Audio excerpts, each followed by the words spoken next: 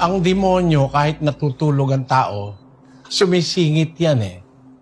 Sa mga lalaki nga, nagkakaroon pa ng wet dream eh. Huwag mo naman sabihin sa akin yung wet dream eh, galing sa Diyos yun. Galing sa tukso ng demonyo yun. Natutulog ka na eh.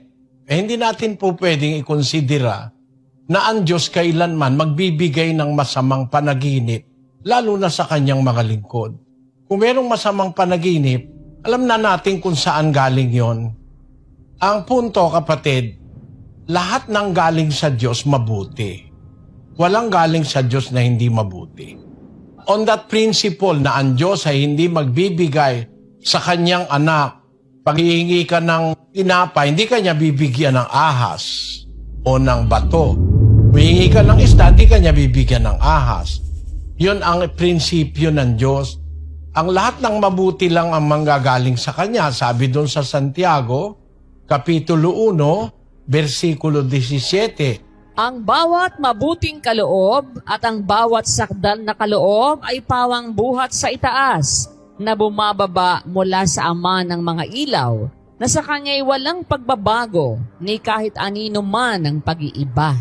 Every good gift and every perfect gift is from above, and cometh down from the Father of lights, with whom is no variableness, neither shadow of turning. Keeping that in your mind, in that principle, na walang manggagaling na masama sa Diyos, puro mabuti lang ang intensyon ng Diyos para sa kanyang mga anak. Pag nakapanaginip ka ng masama, hindi galing sa Diyos yun. May ibang pinanggagalingan nun.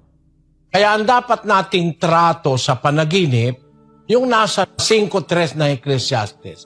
Sapagkat ang panaginip ay dumarating sa karamihan ng gawain, at ang tinig ng mangmang sa karamihan ng mga salita. 7.